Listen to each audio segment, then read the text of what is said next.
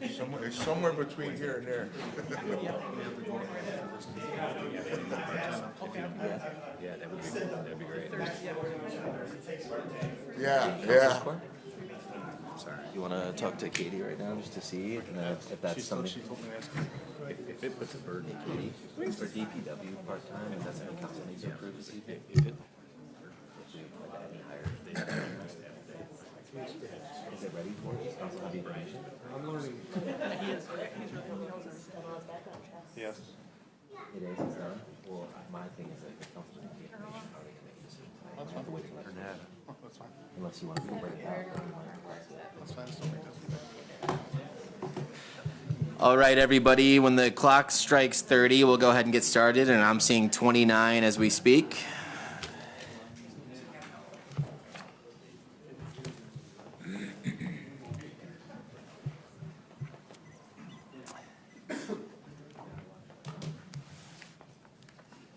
All right, 30 it is. Let's rise for Pledge of Allegiance, please.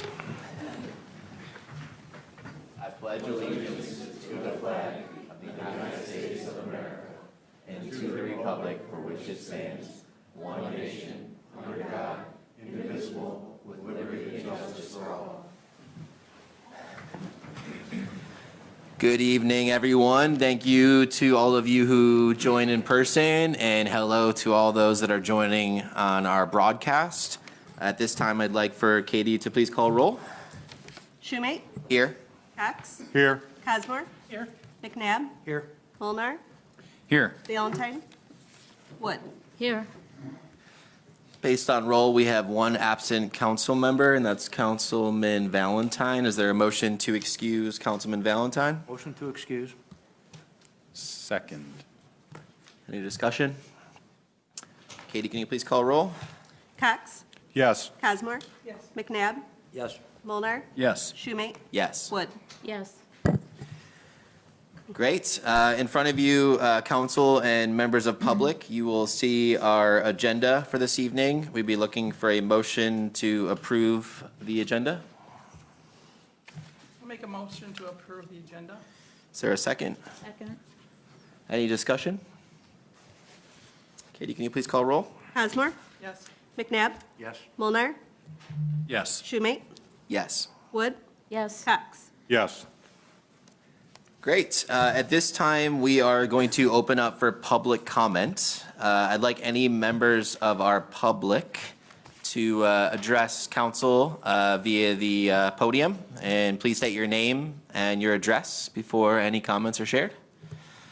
Is there any public comment this evening for those in attendance? Well, if there's no public comment for our public this evening, council has another candidate for our interim manager position. And so we are going to use the public comment to make sure public transparency during that interview. So I'd like to at this time invite Vince up to the podium. Vince, make sure that green light is available. And we'll go ahead and just, if you could state your name and where you're joining us from, and then council will proceed with the line of questioning. And we'd love if you can address the questions that we have in front of you. Okay, thank you, Mayor. Vince Pastu, I'd like to first thank you for having me here tonight in light of a little family circumstance. I shouldn't say little, but the family circumstance I had last week with my wife, and she's doing much better. So I do appreciate it. I live in Farmington, where I was a manager for 12 and a half years, but spent almost 7 years in Monroe, driving back and forth, and then retired from there, semi-retired, in mid-June last year. So that's just a very brief background with where I am. So. Thank you so much. And for our public and council, just to level set us on this discussion that's about to transpire, for those that tuned into our special meeting that we had scheduled as council, in our interim manager process, since this seat next to me is currently void, we had a interim manager motion to pursue an interim manager. And the interim manager, just for everybody's background, there's a MML and MME. And MME has a website that lists interim managers with their resume and all applicable information. Council had motioned for interim manager study committee, if you will, to take a critical look at the MME candidates There were 17 candidates in total. We did a blinded independent review of the candidates, all 17 of them. Council felt that 7 of those candidates were suitable for council level interview.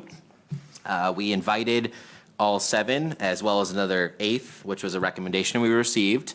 If you recall, Sue was interviewed in our special meeting, and Vince, our thoughts to you and your family. Appreciate it. Was confirmed for that, but had a family event that needed to be attended to, and therefore Vince is here today. So Vince, what we're going to be doing, if there's no other council comments or questions, is going around, and each one of us in front of you will be asking a question. We all have an interview score sheet, if you will, in front of us, so we'll be taking notes. But everybody's going to address the question using the mic. We'll leave it to you to respond. If council has any clarifying questions, they will ask them after you've responded, and then we'll move on to the next question.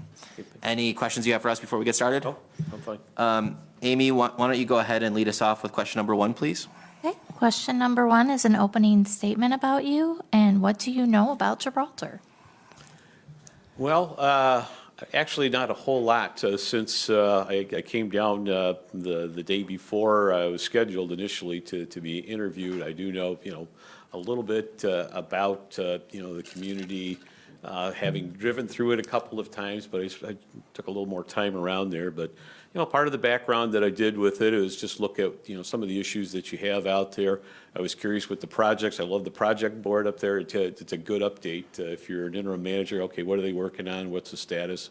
Bidiger is a contractor we had worked with when I was in Monroe for quite a while. Always pleased with the work that they had done. So, but prior to that, I really didn't have a whole lot of occasion to come through Gibraltar. Being up in Farmington, and even before I went to Monroe, I didn't go through it other than pass through it either on the freeway or Telegraph, but come to love working in the community in this area in southeast Michigan. Council, any clarifying questions to Amy's question number 1? Vince, I'll have one clarifying question. In regards to just maybe a more opening statement about yourself. Obviously, council has your interview your resume, and your resume is available on the MME website. But can you just give us a flavor of your experience to date? Well, I've been involved in local government management for 40 years. The last 31 I spent either as a city manager or a county administrator. I started in Clare at my first job as a full-time city manager, and I was there for 5 years, 5.5 years. And so I understand, some of the workings of a small-town community, talking with the police chief about all the roles that you have to play with HR and what have you, that there's a lot of different tasks and assignments that you have to do working in a small town, which gives it kind of a good flavor. So, but, I was in Clare for 5.5 years. Monroe, I went at Mount Pleasant. I was a county administrator for Isabella County for about 5.5 years. 12.5 years as city manager in Farmington. Went down to Florida for a year. Big change in the election and the direction that the new council wanted to go was probably not suited for my skill set, and so I ended up coming back to Michigan, took the job in Monroe, and But one of the things that's very, I even had a search consultant one time say you've had a very stable employment record. You stay at, people will bounce around year here, 2 years there, that type of thing. 4 of the 5 places where I've been the chief administrative officer, I've been at least there 5.5 years. So, pretty stable individual, I think. So, Thank you, Vince. Council, any further questions or clarifying on number 1? Councilman McNabb? Communication is key. How are you with asking for help or instruction if you're not comfortable with a task? well, a lot of times it'll just be clarification, and depending on the order of the task, if it's obviously coming from the city council, help clarify what's the objective, how do you get there? There's times where I may have some insight that might be an easier, quicker, more expeditious way to get there. But if I have some doubt, I have no problem asking, exactly what we're trying to achieve here, so. Council, any clarifying questions? Councilwoman Cosmore? When you're faced with limited resources, financial and other, how as a manager do you set priorities for the use of the limited resources you have? Well, a lot of times that's just going to come through the budget process. You're going to know pretty good idea what resources you have to work with, certainly for the upcoming year. In the last 3 places I've worked, we've done 5-year revenue and expenditure forecasts, so we can do the long-term planning. Don't get blindsided too often with things, and so, and the most important thing that's been done, and if you use references in Monroe, is that we had council goals and objectives, and those always drove the decisions that were made. Now, if we go in a different direction where some reason, the council's going to make that decision collectively, so that there's always a continued focus, get through what was agreed upon with that, build your budget around it, and carry it out from that point forward. Thank you. Council, any clarifying questions or comments? Councilman Molnar? Thank you, sir. As administrator, how do you view your role in local government in comparison to the role of elected officials? Well, excuse me, typically, and in most cases, looking at, what the charter specifies, the duties and responsibilities of whether it's an administrator, city manager, that kind of triggers it. But there's also an aspect of it of which there is an understanding with council and the administrator with their roles, how things are handled and what have you. But primarily, it's going to be overseeing the day-to-day operations of the city, carrying out, the goals and objectives that have been established by the city council, but also provide, what insight and understanding I may have after almost 40 years of doing this, to help the council and staff achieve what the direction that's been agreed upon. Thank you. Council, any clarifying questions or comments? Katie, do you want to take us to question 5? Sure. In your role as administrator, who do you feel is the most important group, individual, or organization that you interact with? I smile because I taught local government management at Eastern, their graduate program. And I basically said, your relationships involve your city council, you've got your employees, you're going to have the public, you're going to have service groups in the community, you're going to have the media, you got other stakeholders that you'll have to deal with. But at the end of the day, you're a failure if you can't work with the family. And that's why I appreciate it. I've always told them that if you can't work, all of this other matters, they all tie together. But clearly, all of them play an important role in the success of a community. And so I don't, certainly I'm a direct report to the city council, but the whole team, for it to be successful, has to be working together. And again, as I told the students, if the family thing doesn't work, it's going to be a hard road to go. So, Thank you, Vince. Council, any clarifying questions or comments? Vince, question number 6. In your professional career, what do you find to have been the most rewarding aspects of your current or prior jobs? Most rewarding aspects of the position that you're applying for today? well, I like the job because of the broad diversity of things that you're involved in. It's not boring. And then sometimes I would say, you'd say, what do you like about your job, and the diversity of tasks and projects that you work on, and then what do you dislike? So sometimes it's the diversity. Some days I just want a simple task. But that's really what I enjoy about the job.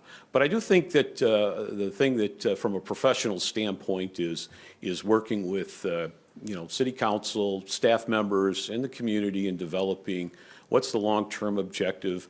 I like fitting, it has to fit in within the financial plan. It has to be realistic. And I think it's just kind of putting the big puzzle together, making sure that it fits the direction of the elected board and the community, as well as the staff members to go forward and achieve that. That's really, it probably doesn't sound all that exciting, but sometimes there's these little intrinsic rewards that you feel where you've worked with the council on a big project that they thought was important, and it turned out well. It just, from that end of it, that's where, you get your personal and professional satisfaction. Thank you, Vince. Council, any clarifying comments, questions? Councilwoman Wood, question number 7. Okay. Do you have any experience with millage requests? If so, what do you feel are the most important aspects of a successful millage request campaign? Well, I have been involved with a number of millage campaigns over the years. Most of them have been related to capital improvement projects. We built a fire station down in Monroe, and then we've had a successful road millage that was levied 4 years ago there in Monroe. I think the thing that it's got to be critical is the community has to establish, and you as a manager and the council, is that you have to have the trust of the community that if this money is levied, it will serve the purpose intended. And I think the one thing in Monroe that we were very comfortable, and even in Farmington where we did a renewal for a road millage there, that we did carry out with exactly what we said we were going to do with it. And I think we never had any problem with any of the renewals. But they have to build the trust and confidence that if this is what the money's earmarked for, it will be spent for its intended purpose, and you don't overstate or you don't over-deliver on the promise. You got to make sure you can deliver it. And so I think that's the most critical piece, is to have a trust that what you do is going to be carried out. Thank you, Vince. Council, any clarifying questions or comments? Councilman Cox? Vince, you talked about some diversity. I'm about to hit you with some, okay? Okay? The manager could potentially serve as a DPW director, the DDA director, on the pension board, HR director, benefit coordinator, interfaces with the planning commission, as well as performs for a variety of other roles. How would you address the need for such a diverse knowledge base to be efficient and effective in all of these roles? Well, I've served in every one of those items except for being the Public Works Director. But I do have a good understanding of what they do and a lot of the details associated with it. But, you know, you go through the human resource end of it. I've been everything, as you mentioned, when I was in Clare, small town, you were the whole package. You did everything that you mentioned with the human resource function. You know, I was the DDA director up there, and certainly always involved, because in Farmington as well as Monroe, the DDA it was an integral part of the municipal operation. Certainly involved with you know, master plans and executing those plans as well. As far as pension board, I've been on, gosh, I don't know how many, 3, 4 pension boards over the years, and so very comfortable, familiar with the task and the responsibility of being a fiduciary for a pretty sizable sum of money. So part of it is you just find that into the fabric of how you plan your looking forward, whether it's the month. You just have to know how those fit in there and what you have to make time to take care of those duties and responsibilities. It's part of what goes with it, which makes it interesting. But at times it'll drive you crazy. There's days where you go, how are you going to get this done by then? And you always seem to find a way just by rolling up your sleeves and just taking care of it. So, but I enjoy all of those areas. But, you know, probably if there's one area that if there is, I understand it, but, you know, I'm not going to be the individual that's going to jump in the hole and fix a water main break in the middle of 10 below zero weather. So that's probably as far as it goes with that. So. Why not? Yeah. Thank you, Vince. Yeah. Council, any clarifying questions or comments? Councilman Molnar, I know you had a suggested question. I'm going to let you frame that, align with the approach for the last interview. And then Chief Tangway, I'm going to come to you next. Thank you, sir. In this position, you may be dealing with multiple outsourced city departments, such as the assessor, the building department, engineering, legal, and planning. But in the eyes of the citizen, they are all simply the city. What is your approach to the citizen and to the out-of-office vendors performing their scope of work to ensure that the request is getting properly addressed and communication stays up to date with the citizen and between the multiple vendors? Well, I'll use the city attorney as an example. When I was in Monroe, and always in the past, we always had a running list of things that were going on. I kept a list. Okay, these are the things where we anticipate they may, you know, come before the planning commission and see some activity that you have with with the Planning Commission. So I always keep a running list with that. And one of the things too is, again, I forgot when I was talking about the relationships, I didn't use consultants or outside sources. And again, they're every bit as an employee. You have to manage and oversee. You just don't turn it over to them and walk away. I've seen examples where that's been a big problem. You do have to monitor what the activity, are they carrying out what's contained in the scope of the work that they were hired to do. And so I usually keep a running list of things that are outstanding, or just have periodic meetings just to make sure things are going well. If there's any surprises, let us know in advance so we have time to deal with it before it blows up. So, Great, thank you. thank you for reminding me because I knew there was one I was forgetting, and it was, a consultant or outside vendor that you work with. So it's an important relationship to manage. Thank you, Vince. Council, any clarifying questions or comments? Chief Tingley, I'm going to go to you next. First, Vince, thanks for coming, and thanks for not running out the door when asked with all those job directions they were throwing at you. That was a lot. I know you took the time to prepare for this interview. Is there anything that you were expecting us to ask that we did not, or anything you would have liked us to open up?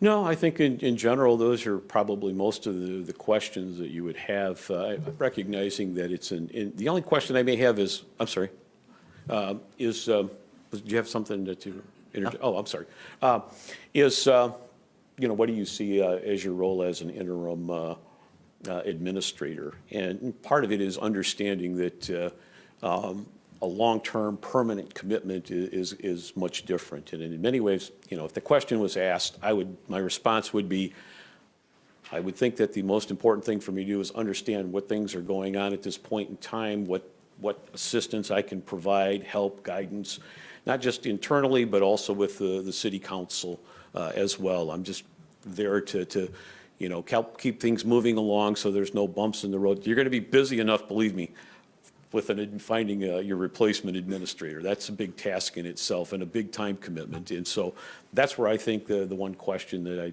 was probably anticipating that I hadn't heard yet. So I appreciate it. I'm sure the mayor can answer that question for you. Yeah, absolutely, Vince. And the council, any clarifying questions on Chief Tingley's? No, sir. Vince, at a high level, and we've discussed this at the council meeting previously, the good news is we have developed a list of highest priority items that are directly relevant to that interim need. Council also blocked out availability, as well as Treasurer ARP and our department heads and city personnel, to make sure we're all hands on deck for those highest priority needs. So there's basically a targeted list of tactical needs for which we're working through and we need the interim manager support on. That's kind of one bucket. The second, I would say, key consideration is, depending on the timeline for which we go through in this hire process for the full-time city administrator for the long term, we have a good, I would say, calendarization of key milestones and requirements, reporting obligations, et cetera. So that's kind of bucket number two. Bucket number three is really, I would say, going back to your comment around day-to-day operations.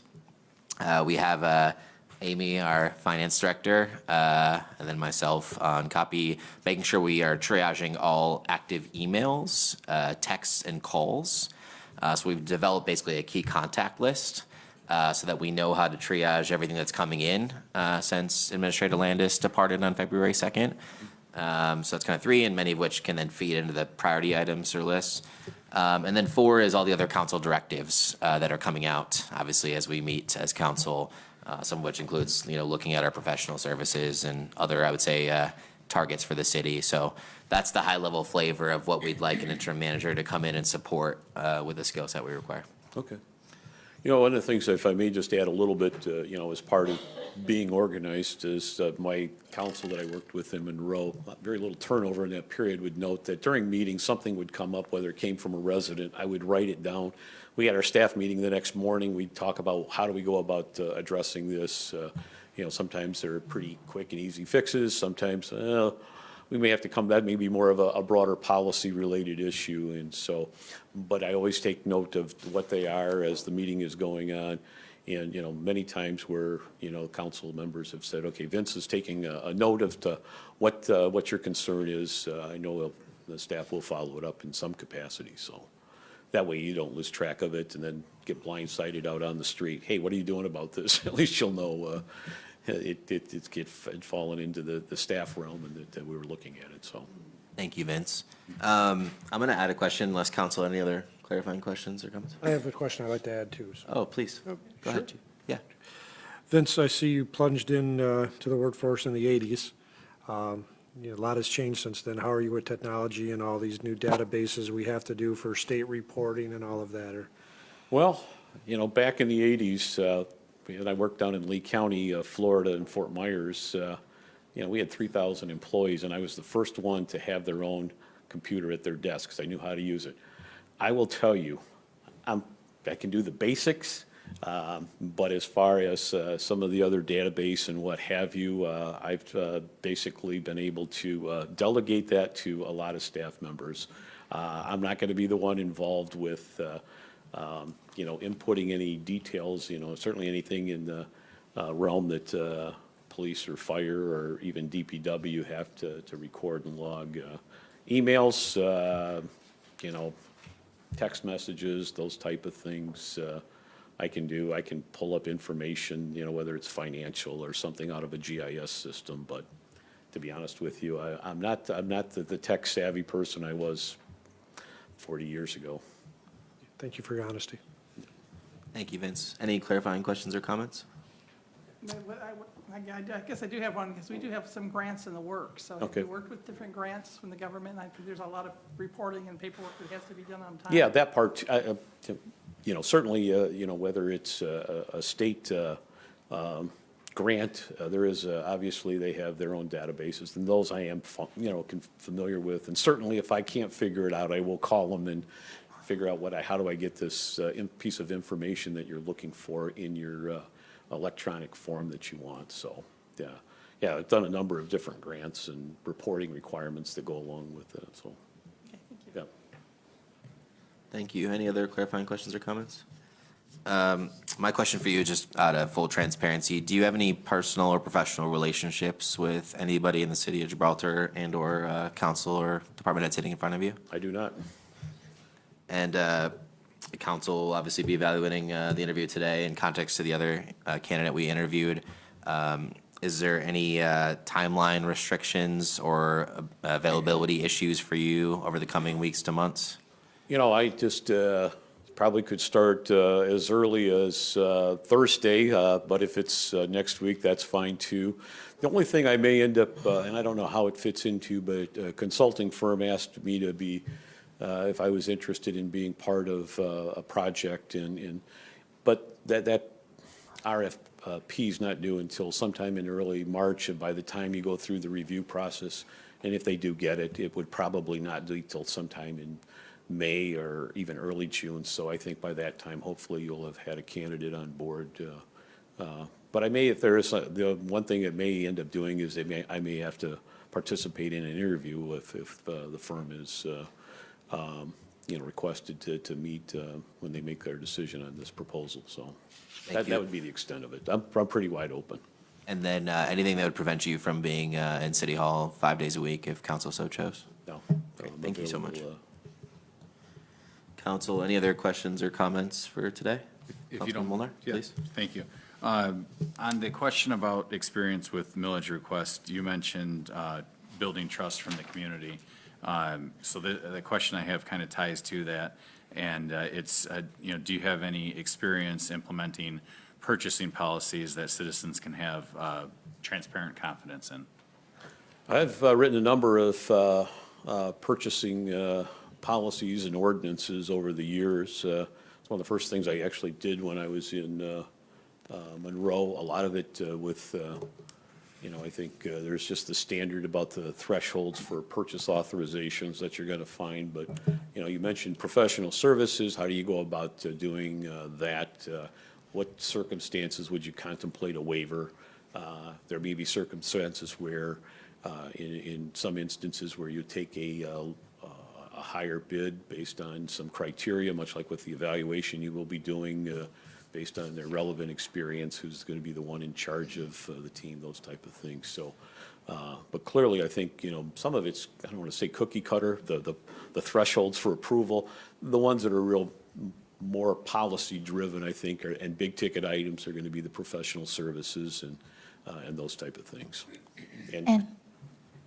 And I'm going to add, we have a very strict purchasing policy. Our limit is $500, or we have to bring it to council. And I know that is very low compared to other cities.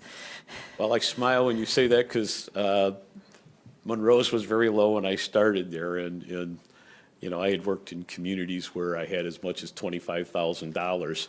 And they raised theirs from like, I think, $3,000 to $15,000. And that was 7 years ago. But again, it's a building trust. You know, are you going to spend the money wisely? That's really the key to it, so. Thank you, Vince. Council, any clarifying comments, questions? Final statements for Vince? Well, Vince, first off, thoughts with your family, number one. Number two, thank you for taking the time to be here. Number three, thank you for being very transparent and answering all the questions that council had for you. If there's no final thoughts from you.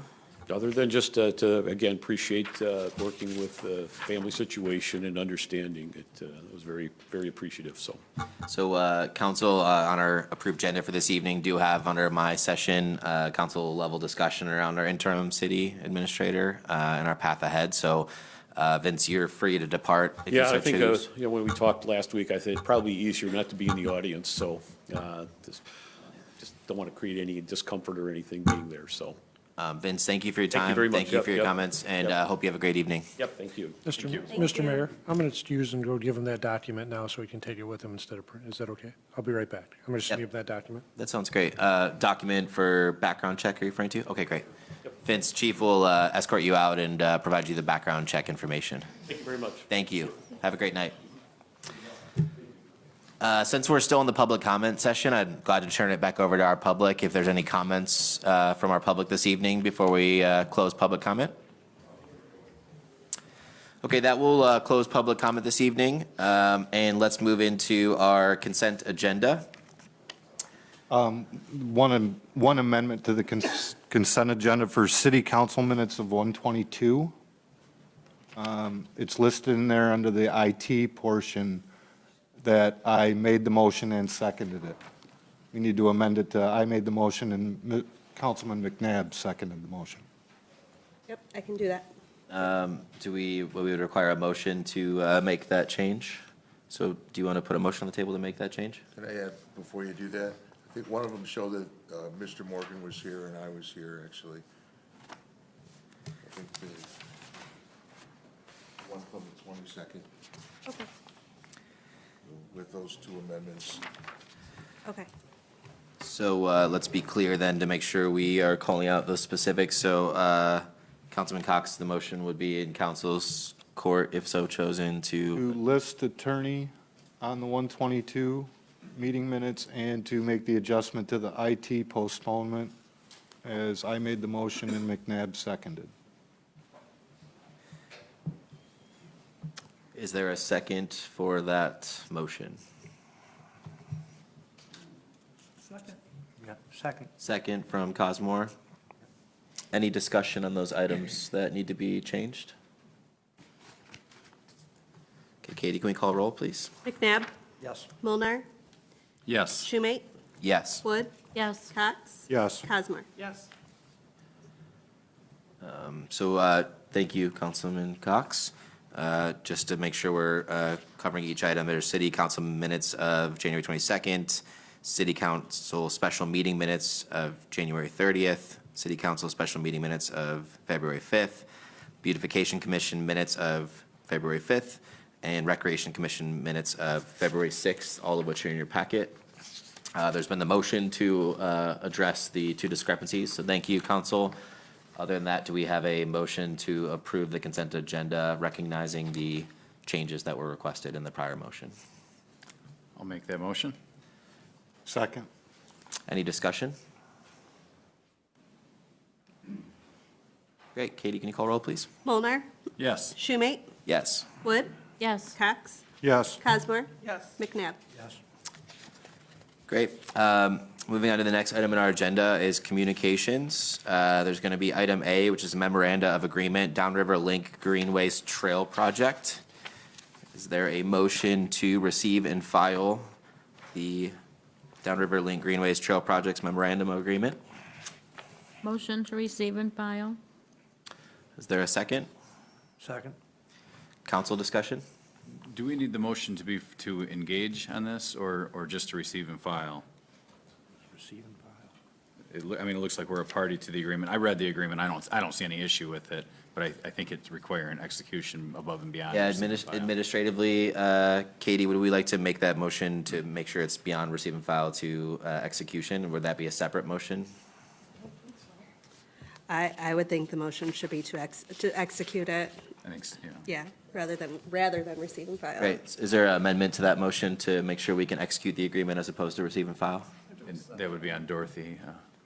Okay, so we're changing this now? Yeah, It's as not opposed to receive and file, we need to execute the agreement. So rather than have that as a separate motion, the motion would need to be amended to execute the agreement as opposed to Okay. receive and file that first.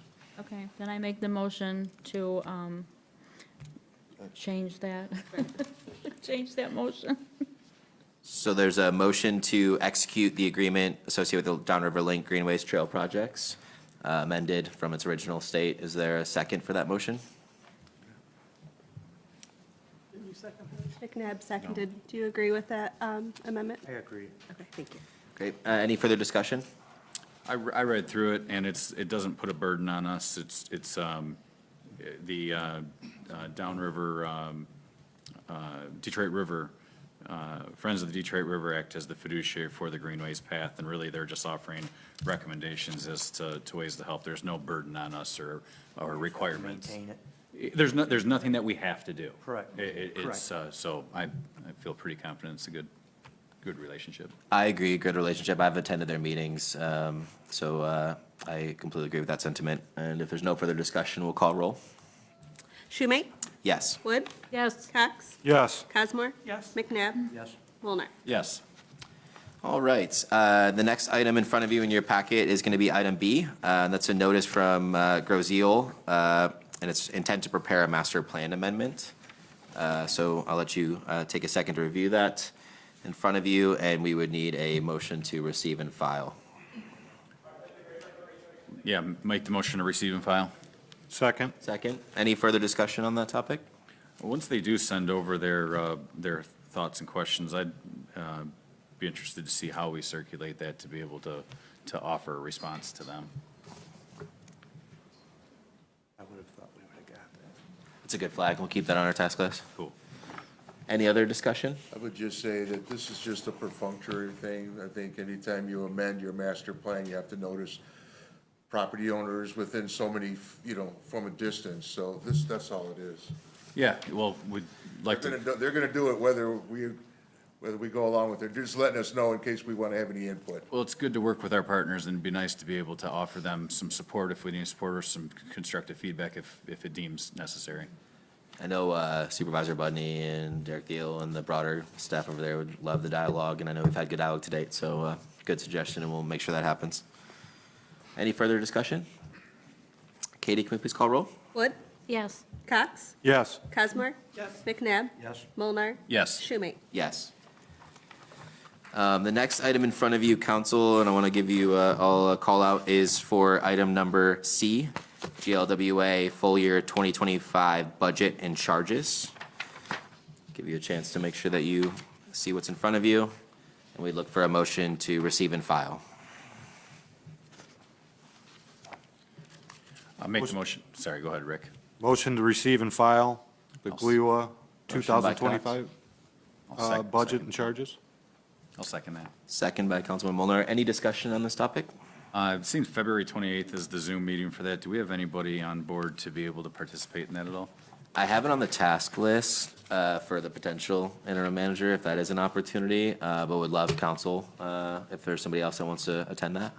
Yeah, if we don't have coverage, I'm happy to. I've seen a couple of these bullet points have us paying an adjustment fee, and I'd like to understand a little bit more about that. Great, we'll make note of that. So the focus will be on making sure our interim manager, if that is present, would allow us to have that representation, and then council addition. So we'll make sure you have that in. Thank you. Any other discussion on that topic? Katie, can we call roll? Wood? Yes. Cox? Yes. Cosmore? Yes. McNabb? Yes. Molnar. Yes. Schumate? Yes. That's it. Great. That will close our communications section of the agenda today. And now I will turn over to the items under my report this evening. First item is going to be item A, and that's the water hardship, 13392 Gerald. Council, in front of you, there's been all the background information, as well as the email communications and recommendation considerations. Council, also today, there was a video that was sent to you. So I want to give you a chance just to make sure you're orienting yourself to the information that was in your packet. If you recall, just for perspective, we had the hardship presented at a prior council meeting. During that council discussion, council had motioned to test the meter, as well as allowed us to waive that late fee for the meter test. That meter, there was discussion with the family of that residence. That meter was never ultimately tested, but as you can see in the email communications, that family seemed to identify where the leak was occurring. And that was obviously discussed in detail at that initial meeting for the hardship. We had requested that there was proof of that leak as it relates to the sprinkler system or the outside of the home. The importance of that proof was, as you can see in your packet and the information available, that the proof showed that leak was actually pouring out into the outside of the home. And that's where you see the recommendation or consideration from the internal email threads and exchanges of council has the right to consider waiving that sewage given the proof that that leak was not taking place inside the home and was thus outside of the home with that documented footage. And retaining the charge of the water component. Obviously, we pay for our water here in the city, and it's critical that we have coverage for that amount for the city. So that's the summary of what's in front of you.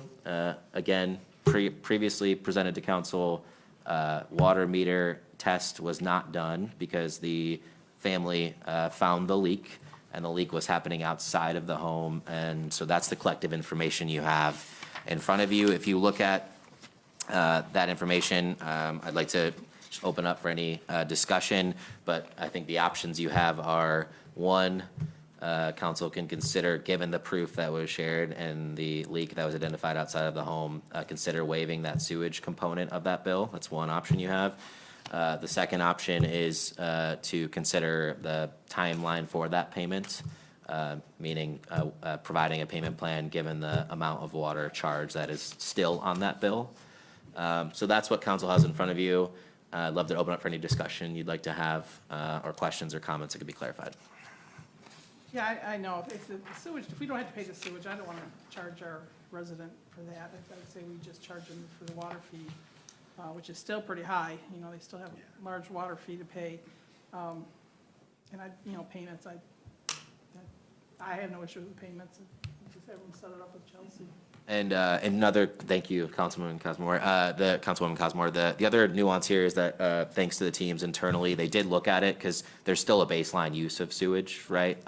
So the analytics helped. You see this breakdown in there, but the broader sewage, given the leak, could be waived by council if so chose. But there's still the retainment of that average sewage use that you see in that calculation. So using prior bills to inform current state, to make sure that you extract out what would be known sewage use and separate out the leak that was proven by the family of that home. So it'd be up to council on how you choose to act. Again, all this is broken down numerically, but you would see the total bill amounts, the relief that has been requested for that sewage amount, and then the resulting payment amounts. And that resulting payment amount would be in the order of $1,943.60. So motions would be in order for council if they so chose, but let's have any further discussion that you would like to engage in.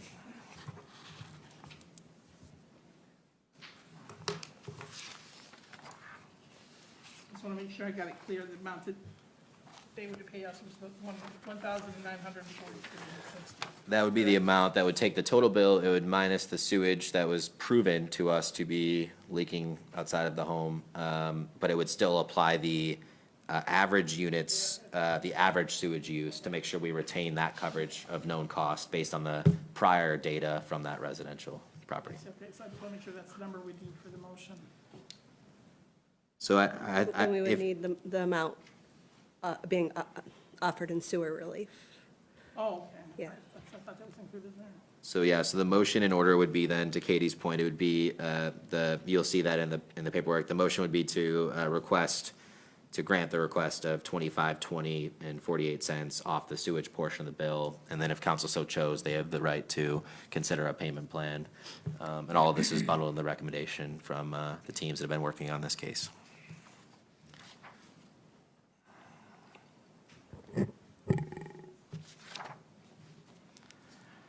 All right, well, I'll make a motion then.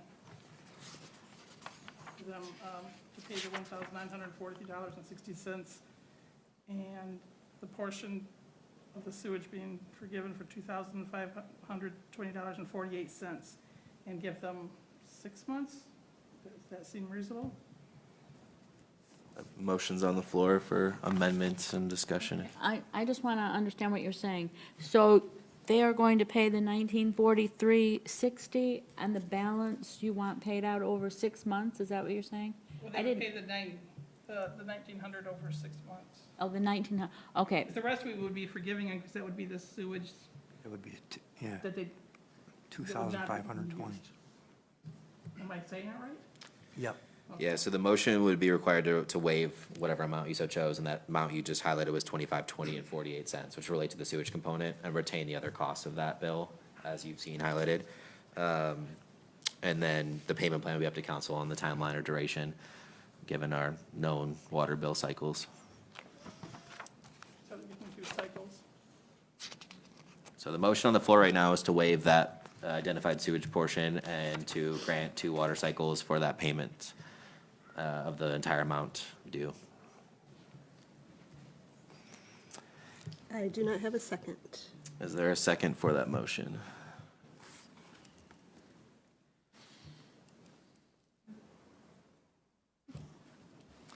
No second for that motion? I'll second the motion. Okay. I think it's good. So we have a motion to waive that identified sewage amount, retain the other costs, and allow 2 cycles for the entire payment to be made on that outstanding balance. Is there any discussion on that motion?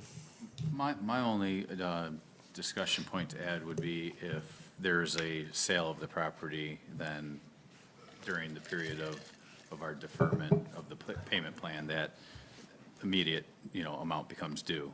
So they can't maintain a balance on it and be able to execute a sale on the home. Yeah. And usually, I know when you buy a home, you have to pay the water bill, it has to be paid up, yeah. Would that be, that'd be up to council to potentially choose a contingent motion or contingency there in that motion to address Councilman Molnar's point? Yeah, if there's a sale, Yeah, I just be could- paid. Yeah, I have no issue with putting that onto my motion as long as Rick's okay. Totally in support of it. So there'll be an added contingency to the motion. So council will grant that relief for the sewage component. Council will allow up to 2 bill cycles. But the contingency is if there's a transfer of that property, that all payment will be required in full. And we have that amended motion, and we have a second on that. Correct. Any further discussion on that amended motion? Katie, can you please call roll? 1 second, please. And I want to make sure you actually got that, so if we need to step back for a second, please let us know.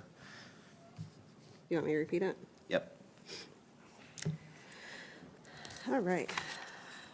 Motion by Cosmore, seconded by Cox, to offer sewer relief in the amount of $2,520.48 for the water bill of 13392 Gerald, and to approve a 6-month payment plan or 2 water bill cycles to pay off the remaining $1,943.60.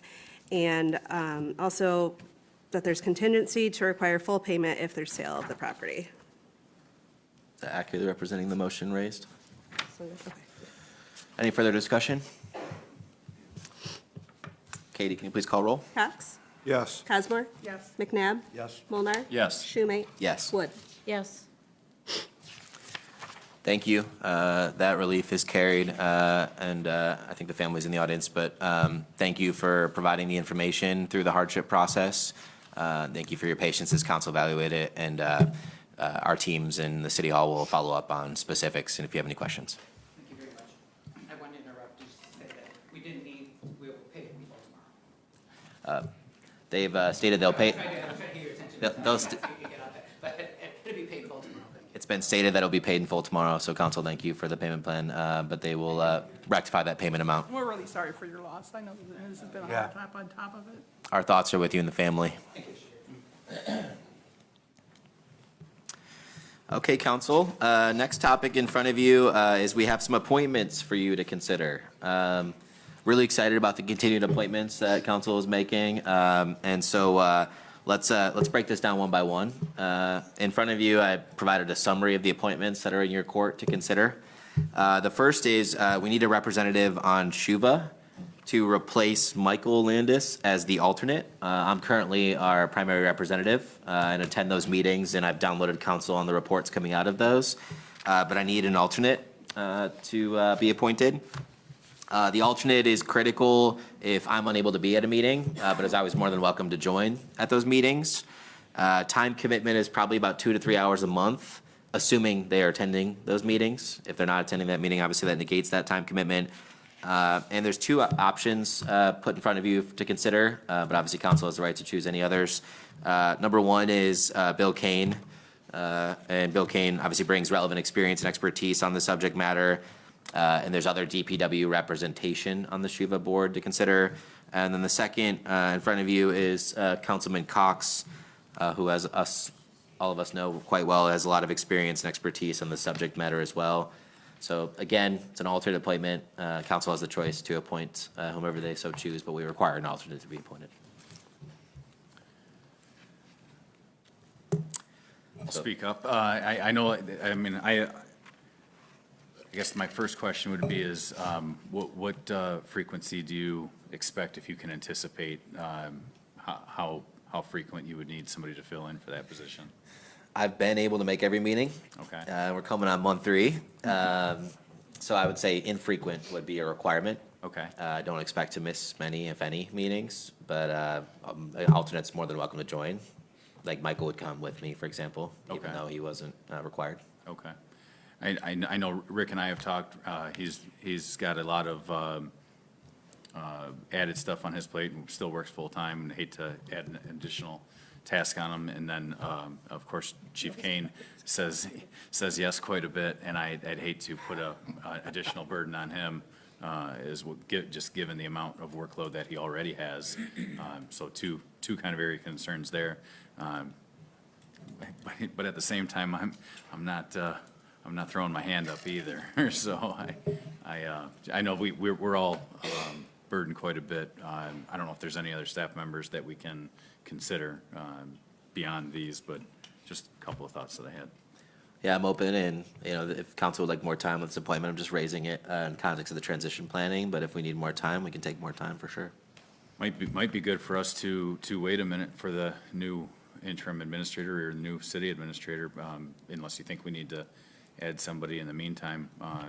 And always, if maybe it wouldn't have to be formal, if you weren't able to make it, and shout out a message to the group, whoever could make it, I'm sure we could fill in that fashion. My only risk to flag, and we need to verify this unless you have any immediate perspective, is it is a voting board. So in the event that I got sick or got hit by a bus or whatever that may be, I just want to make sure that we have some coverage there in the interim. No proxy So that's the voting. only flag I might raise. I don't know their bylaws and if that is a hard requirement to have the formal appointment in place. I know they keep track of that. Okay. But it's a voting position on the board, so that would be my only watch out. And I'm sorry. go ahead, please. Did both of you, either one of you want to do this? Or? Rob, I appreciate it. and if, for speaking up for me in our discussions, if it's the alternate position and Bill can't perform, you know what I mean, isn't able to based on his schedule, I'll take it, okay? As long as it's the alternate side of it and the infrequency can be there. That's what I'd request. I actually really enjoy it. It's been a really good learning experience for me. And I try and update council on those reports that come through monthly. So I plan to be there every time. I just think it's a good mitigation plan so we're not exposed in case. And council could always choose to amend that or change that if and when we have our full-time or other considerations to be had. Okay. So thank you, Councilman Cox. I know there's a lot going on for everybody, so I appreciate you in that mindset. It's a good It push. is an important, it's an important part of our community, so representation needs to be there. I will continue to make every effort to be there every single time, for which I hope that interim appointment would not be any requirement. But I want to make sure we're prepared just in case. I'll be going with him. I'll be going with the mayor at the next one. I have a bunch of questions that I need answered, so I'll be going at the next time he goes. Just pull somebody aside and ask questions. Sounds like we have two very viable options then. So we went from potential reservations to two with their hands up. It's council's choice. Well, I'm just thinking, with Shuva, it's probably not a bad idea for our DPW, someone to be there all the time, and that might not be, I mean, like you said, he's got a lot of questions, so maybe that might be a good, I just don't want to throw anything else on Bill because he does so much. Right. You know, but on the other hand, it might be a lot of things he needs to know. And plus, council changes all the time, it'd be like a permanent. My questions, they might not want me back. So, like I said, they're both either one, but.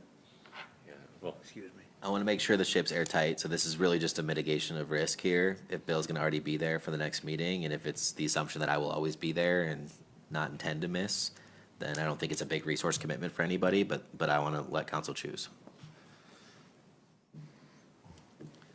So you got two options, both of which have raised their hand as able to perform the duty of potentially serving as an alternate if I'm not able. Well, here, I'll take myself right out of it. Motion to appoint Bill as the alternate, Bill Kane, as the alternate for the Shuva Board. I'll second it. Any discussion? I need a second. Second. Councilwoman Cosmore, got you. Perfect. Yeah, I mean, you can appoint you, yeah. Any discussion on that topic? All right, Katie, can you call roll? Casmore? Yes. McNabb? Yes. Molnar. Yes. Schumate? Yes. Wood? Yes. Cox? Yes. Congratulations, Bill, on your appointment as alternate for Shuba. Don't look as excited as you are, but yeah. It's a really Another thing fascinating next to forum. your name. It's very important and interesting. This next item on our appointment list is going to be street administrator. Michael Landis was serving as our street administrator.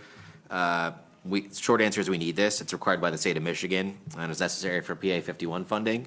I recommend that we appoint Chief Tangway for that street administrator role to make sure we maintain that essential coverage. But that's council's decision on a motion if they so chose. Motion to appoint Rick Tangway to street administrator. Second? Is there a second? We got a second by Councilman McNabb. Any discussion on that topic? Congratulations, Chief. Katie, can you call roll? McNabb? Yes. Molnar. Yes. Schumate? Yes. Wood? Yes. Cox? Yes. Casmore? Yes. Thank you, Chief Tangway, for serving that capacity. And again, council can look at this when we have a full-time city administrator, if so chosen. So appreciate you immensely for that. All right, next item on our list is ZBA. I just want to start off by just thanking. We had two resignations on ZBA in the recent months, and it's our duty to make sure those seats are filled. So thank you, Councilman Molnar, for your service on ZBA, and thank you to Paul Lear as well for your service if you're out there listening. But council, we have a ZBA meeting need requirement for as soon as we have those seats available to establish the quorum or the voting considerations for that. So there is some time sensitivity here, a resident that needs to go in front of ZBA. And so we bring you two applications. I want to thank council and Councilman Molnar for having some discussions with interested parties, and we have applicants for you to consider this evening. Councilman Molnar, do you want to speak to any of those applicants? I know Nick's here. Nick Olson lives on Point Drive, and the other applicant is Blake Eager, who lives on Young Drive, Young Street. Know both of them, good people, good community members, active, and interested in being more active. Good Gibraltar people, so yeah, I'd love to see both of them continue to serve, or, serve on that board and participate in a more, higher fashion. And I want to frame that for your minds. We have two applicants, and then we also have one who, Katie, keep me honest on the verbiage here. So ZBA has 5 members and is allowed 2 alternate members. And one of our alternates is, I reached out to him, and he's happy to move up to a regular member. Can you just speak to the name for everybody's? Dan Harris. So Dan Harris is an alternate who would like the opportunity to be a regular member. And then you have 2 applicants. So the great news is we have a pool to fill our seats that we require. It's up to council to choose how you fill those seats. So Katie, just make sure we're clear for council this evening. You have 2 open seats. I have 3 open seats. If we move Dan Harris to regular, we still have 1 regular seat open and then 2 alternate seats open. Yep. So council has, I think, a couple options to consider here. One is Dan to move from the alternate to a regular capacity. And then you have 2 applicants for which could be granted regular and or alternate capacity. So you have different options to choose here this evening. Would you like to see this in a single motion or multiple motions? Multiple. I think multiple motions would be appropriate. I served with Dan on the ZBA. I think we served probably 4 meetings together, and he always had excellent input, well thought out. He has a background that lends itself to the scope of work. So I would make the motion that Dan Harris gets appointed as a ZBA commissioner. So there's a motion, Second it. and there's a second by Cosmore for Dan to be a formal regular member. Dan, thank you for your service. Is there any further discussion? And he's already had classes, right? Because I know for ZBA, don't you have to take classes? Yeah, There's- take class. Well, I don't know if he's done the class, but he's done several meetings and he's got good insight. Yeah. Okay, Katie, can you call roll on that motion, please? Molnar, Yes. Schumate, Yes. Wood, Yes. Cox. Yes. Cosmore, Yes. McNabb. Yes. All right, so we've now filled one of the regular seats by moving the alternate. So now, council, you still have 1 regular seat that needs to be filled, as well as an alternate seat that could be filled as well, and would consider those to be separate motions. I'll make another motion to appoint Nick Olson to be a member of the Zoning Board of Appeals. I'll second that. This is Motion. for regular. Yes. So motion for Nick to be a regular member, and there's a second by Councilman McNabb. Any discussion, council?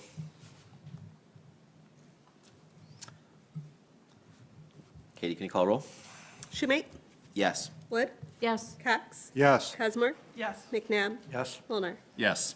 So now we have our 2 regular seats filled. The third motion that could be in order if council so chose is to appoint an alternate seat for that additional applicant we have in our pool.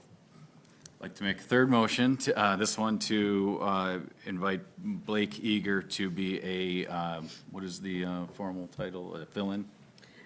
Alternate. Alternate, I'm sorry, to be an alternate zoning board of appeals commissioner. Second? Just a second from Councilwoman Wood. Any discussion? Blake serves on the board of review for property tax right now, so he's already got some involvement and expressed interest in being more involved. I think it'd be a nice addition.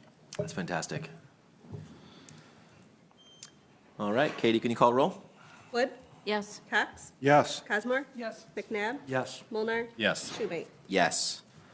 I want to thank all of our existing ZBA members for their service, continued service. Congratulations to the new members. We really appreciate your service, and I know Katie is working with the parties that be to get a ZBA meeting on the books based on the resident need that we have to evaluate. So thank you all so much for the appointments and service. If any other citizens interested, there's obviously one other alternate position open. Well said, Councilman Cox. Appreciate the public interest and people putting their hands up. We're filling a lot of seats, and we're grateful for that, so thank you.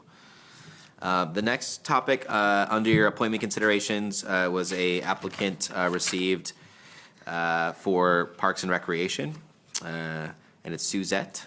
You'll see the application in your packet this evening. They requested motion for an appointment of Suzette to the Parks and Recreation Department. I'll make a motion to appoint Suzette Foley to Parks and Recreation. Is there a second for that motion? Second that motion. Second by McNabb. Any discussion on that motion? Great. Katie, can you call roll, please? Wood, Yes. Cox, Yes. Cosmore, Yes. McNabb, Yes. Mulnar, Yes. Schumate. Yes. This is fantastic, council and all those applicants and those that serve. Thank you so much. Critical appointments to be made, and so appreciate all the discussion and work on that. The next topic is a very important one for which we had a applicant in front of us this evening, but we need to talk about our interim city administrator. I'll just paint a couple thoughts, and I want council to consider. Number one is Chief Tangway, if I may turn over to you. Any update on background check process for Sue? Just so we know where that sits in the process. I have one other phone call out, but I think I have enough from the first interview to make a recommendation to you. What I talked to you about on the phone the other day. Okay. All other avenues are good. Other avenues are good? All Okay. other avenues are good. Yep. Okay, and then obviously Vince was given a background check process this evening. Chief Tangway, thank you so much for your work in spearheading those efforts. So that's kind of one situation to be considered. Second consideration is, thank you, Councilman Molnar, who had made some contacts for references on Sue, and I believe also some on Vince as well. Correct. Anything you'd like to address or discuss at this point in time? No, I had one referral each that I followed up on, and I think for HR rules and reasons, rather keep that from being publicly transmitted. Perfect. Well, thank you for making those contacts. So in summary, we have two applicants, both Sue and Vince. Background checks and reference verifications have been ongoing. Council, I know we had our special meeting for which we were having an opportunity to, based on the applicant request, to discuss confidentially our assessment of that candidate, as well as compensation considerations. Amy, I want to thank you for the follow-up on the financial front, so we can inform council of kind of what our upper limit threshold could be for compensation. I think we're in a situation now where it's really serious for council to consider what we're going to do with this position. So we have two applicants. We don't have any other applicants in the pool or queue to consider at this time for the interim manager. I do think it's critical to consider how we're going to cover that base. I think we've been quite thorough in that process, and I want to thank everybody for being involved. So I think we have options to consider here today. Number one is if there's a council level motion on considering a hiring recommendation or entering another discussion, albeit closed discussion, if that is so appropriate to make that decision. That's in council's court today. I'd like to make a motion that we go to a brief closed session at the end of this council meeting to discuss the two applicants that that came forth and the financial considerations thereof. I second that. So we have, just for discussion purposes, I know Vince wanted to leave for just that reason, so that he's not present for that discussion. Obviously, it's a discussion around the evaluation of somebody in addition to the compensation consideration. So that's the why behind the process that we're about to embark on. Any further discussion on that special meeting? What was the time frame that we were going to get back with Sue? Did we say the 13th? We told her that we'd have it on the agenda today, Yeah. for which we would follow up accordingly. So I think we're still on that timeline. All right, any further discussion? Council will enter a special meeting, closed session after this discussion of agenda items that are approved. Katie, can you call roll? Cox, Yes. Cosmore, Yes. McNabb, Yes. Mulnar, Yes. Schumate, Yes. Wood. Yes. I want to thank council. That concludes my report and items that I had to share, and we'd like to move on to our council liaison reports. Council liaison reports. Councilman Valentine is an excused absent member today. So I will turn over to item B on the agenda, Councilwoman Cosmore. The Alliance of Downriver Watershed meeting is actually tomorrow. I will have a report for the next meeting. And I did have a quick question for Bill. Did we receive the new signs yet? Yeah, ADW, they're sending us new signs for the watersheds to put out there around here. Okay, because I know Brent was supposed to pick them up, so I will find out tomorrow where they're at. Okay. And for the court, they are doing an RFP for the audit. But I know we're waiting for one more RFP to come in, so once it comes in, then we can vote and decide which one we're gonna go with. The Rotary, they have meetings at 6 PM on the first and third Monday at the VFW. They're always looking for new members. Please you can just show up and see. And Kiwanis, we meet every Tuesday at the community center, except for the next 3 weeks. We will not be meeting there because of the election, but we're always looking the same thing for the meetings. We have new people on Tuesdays at 6:30. We do have a spring craft show coming up on March 17th, and we're needing vendors. So if you look on Facebook, we have it up there on our site. And that's it. Thank you so much. Any questions for Councilwoman Cosmore? Great. Next, council liaison report will go to Councilwoman Wood. Okay, again, short meeting since it's too cold to do anything, but we did start ordering our Insta-trays for the flowers. We have to order them now, pre-order them, because we won't receive them until May when they're already bloomed out and ready to plant. So we special order those, so that's done. Let me see, they'll be ready for pickup in May. We're still wanting to put out there that we need a water vehicle. That's extremely important, so whatever it is we're going to use, we need to have it for when the flowers get here. So I just want to put that back out there. And that's about it for beautification, but I do want to mention 36 days till spring, because people want to know that. And then for the museum, we do have a small article that was written in the Monroe News about the Horse Island Bridge, and I also understand it's in the Free Press as well. So Gibraltar got a little bit of notice out there, a little bit of our history put out there, and we're happy with that. So, and that's it. Congratulations on your feature in the article, Councilwoman Wood. Oh, yeah. And all you've done to showcase the historic elements of this amazing city we call home. So thank you.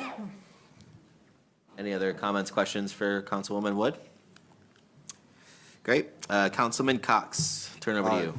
No report. Next meeting's on the 20th. Come all. Appreciate that. Councilman McNabb. No report at this time. Hoping to get with the fellows soon. Our chairperson is in Florida enjoying himself right now, so when he gets back, I want to get a gathering together and start getting the ball rolling. Thank you so much. Thank you. Councilman Molnar, anything you'd like to add this evening? Yeah, just because it's fresh in my mind today, we had our Monday routine of trash pickup, and we had a couple of folks that called and sent some photos. So just wanted to acknowledge that we do see the challenge that we had today. One of the priority waste vehicles blew a hydraulic line and caused quite a little bit of a mess on Stowflit, followed on to South Gibraltar and up and down Monroe all the way to White. I'm sorry, not Monroe. Whatever street that is. It was White and Friar between Yeah, there. Friar. Stowflit. Yeah, so there was quite a bit of mess. They did get somebody out right away, within a couple hours anyway, and they picked up some of the trash that was blown all over, and they also put on some floor dry. Wasn't probably quite enough, but it was responsive, and we've had several calls over the last 6 months about the waste hauling, and it's something that number one that realized we need to address is making sure we have a principal point of contact at that vendor And that's going to be some of my homework this week, is finding out who our principal point of contact is and Love that. make sure we get them on speed dial, so when we do have issues, we can rectify them quickly. But it's not an industry where there's a ton of competition, so something to, be cautious of or conscious of anyway. Yeah, we've had that issue with the oil being spilled over streets. That I know happens. I've had a few calls from people, we've had to, Yeah. Michael's had to send somebody out, so. I love that. On the same note too, on like trash cans, if there's any of the trash cans that are getting beat up pretty bad, if the lids are broken or anything, you can come up to the city hall and the ladies will take care of you Yep. in repairing them or replacing them, but that truck is hard on them. Sounds like a war coming in the morning. Thank you. Really important point for the residents. If there's any issue with your lids or any other part of your trash can, to make sure you contact us accordingly.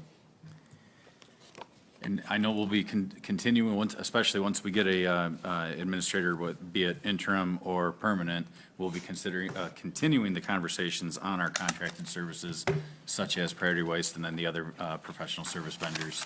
And we put together a matrix that was shared amongst council for that. It's going to be something that we'll be diving deeper into in the coming weeks. Yes. Thank you so much. Yes, sir. Any questions for Councilman Molnar?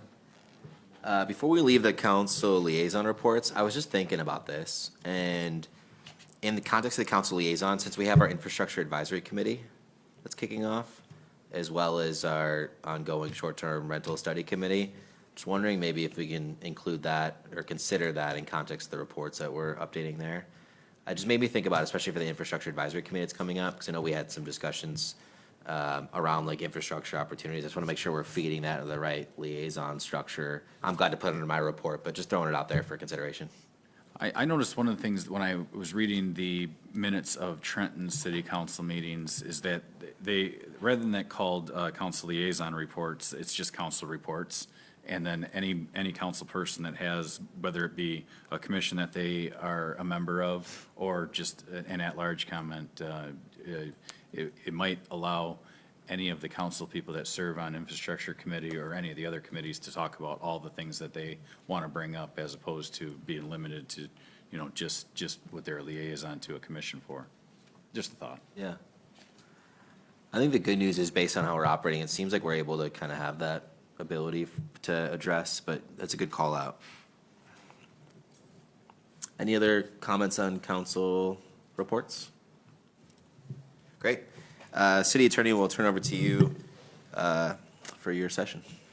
Yes, thank you, Mayor. I have one item tonight. It is a second reading by title only of ordinance number 421 involving the International Property Maintenance Code update. I believe we did the first reading a couple of council meetings ago. There were some questions that came up. Councilman Molnar was gone, but we had a presentation from the building department man as to specifics of it, and then here we are again. So I guess if council would want to proceed, we would need a motion to take the next step for me to do the formal reading. I know Sam is out sick, if I'm not mistaken. Katie, I think that was a note. I'm not aware. Okay. I think Sam was sick today, if I'm not mistaken. Sam is not here, just to be very clear, so just keep that to consider as it relates to that discussion. So if the second reading was to take place, there'd be a motion required. Yes, yes. I'll make a motion to do the second reading for ordinance 421. Is there a second for that motion?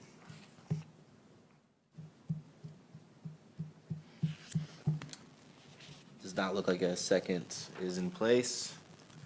That motion would thus not move through and carry, so we will consider that for a future meeting. Very good. That's all I have then. Thank you. Thank you. If it's appropriate, before we move on from there, is that just any discussion, just so we know what we're working with on that project? Is it something where we'd like to have Sam present? Is there other things that we should consider there? I just want to make sure I'm clear on what the next step would be for that topic. I know that through the course of this week, somebody in the office had mentioned to me that they were expecting Sam to send over some additional information to Michael that was requested. That information, I did get in touch with Sam on Friday around 6 PM. He asked me to text him my email address and that he would send it over to me. As of this moment, I still haven't received anything. I did ask for the full 300 pages, and I will embark on reading it. And so I would prefer to go through and highlight, make some notes, and share them with everybody to see if it's something we want to continue to pursue or not. Sounds great. Awesome. Thank you. You're welcome. If I could just comment or, comment on that. I did not draft the, Make sure your mic's on that you're speaking to it, just for our I folks. didn't draft any of the code stuff itself. It's just an ordinance that reflecting that we're adopting it, that's it. So anything of a technical nature would have to go through the building department, and he may not even be able to answer them all, so, Thank you. thank you. We will not have a city administrator report this evening, but I will turn over to our city clerk. Yes, so early voting starts this Saturday. Early voting is a new option for voters to vote for federal and statewide elections. So that is for 9 consecutive days, starting this Saturday, the 17th, through Sunday, February 25th, at the community center. You can go in for those 9 days and vote just like you would on Election Day. So you have a whole 9 extra days to vote, and you can still vote by absentee as well, if that's how you choose. So that starts Saturday at the community center. So I encourage everyone to give it a shot. Special shout out to Katie. She has been working incredibly hard on what are an evolution in voting approaches. And Katie, it's really appreciated. Thank you so much. You've been pouring a lot in addition to the daily responsibilities you have, so thank you. Thank you. Tremendously. Yes, this is our presidential primary. Actual election day, I should point out, is on February 27th, also at the community center, and polls will be open from 7 a.m. to 7 a.m. to 8 p.m. on election day. And for early voting, you can do that from 8:30 a.m. to 4:30 p.m. All right, great. Katie, again, thank you profusely. Thank you. Treasurer Arp, talk to us. Thank you, Mr. Mayor and Council. Just a brief things that happened this week. We worked on with the IT group, getting into Michael's files and having those available for the clerk and the office ladies. We also put together it was a small informational report for FEMA. And the other thing that's of interest is Amy and I will be working with the city administrator, previous administrator for the city of Gibraltar, Mark Kibbe, on the CDBG grant. We got all the information on that today. And obviously, a few financial things Amy's going to bring up tonight. Treasurer Arp, thank you a lot for being in City Hall to help with covering all the bases and being so thorough in that. And then thanks for working with Mr. Kibbe on the opportunity there. Well, it's been a collaborative. It's one of the spots I would not have picked, but I'm glad there's been some other council people that have volunteered. And if anybody wants to really find out how the city works, just sit up there and get a couple of the water bills with the girls. It's pretty hair-raising, so appreciate those people in that office. They make the town, they're the face. Yeah, Chelsea and Mary doing an absolutely phenomenal job. We appreciate both of them and everybody in the department for manning the ship, and council for coming and volunteering your time and efforts to make this all possible. So thank you. Any questions for Treasurer Arp? We will now turn over to our finance director. Okay, my first item is bills of reference, number 15A and 15B. I would need a motion to approve those. Or if there's any questions. You need a motion to approve? Yep. Make a motion to approve. Second. There's a motion and a second by McNabb. Any discussion? What is the line item to Truck and Trailer Specialties Incorporated? Where, $96,588.75. That's the dump truck? Yep. That is the new dump truck with ARPA funds that was approved at a previous meeting. I have the date, but I would have to pull up the spreadsheet for that. It was Well, before you just- I guys. seen the name, and I wasn't familiar with the name. I know we had that approved. Actually, I think we, Yeah, it was when we first got ARPA funds, to be honest. okay. Long Yeah, time I seen ago. the amount. I didn't recognize the name. I thought it was worthy of a question. Yep, This is 15A and 15B? yes. So on 15B, the wage trim billings for planning, is that $600 per meeting? Is that a flat fee that we pay per meeting that they attend, or is that an hourly charge or any That, I believe, is per meeting. per meeting? Yes. Okay. And I can dive deeper into that offline. Those are my only questions on 15A and 15B. Thank you. No problem. Any other questions or discussion? I know Amy's very methodical, and I know I'm in that office asking questions about all this detail, so please just know that door is always wide open if you have any questions for Amy in advance of the meeting on specifics, because she's been all over that base. Any further discussion? If not, we will call roll. Roll. McNabb.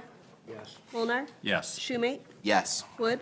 Yes. Cox. Yes. Cosmore. Amy, back to you. Next is payroll number 880 and 881. I would need approval for those as well.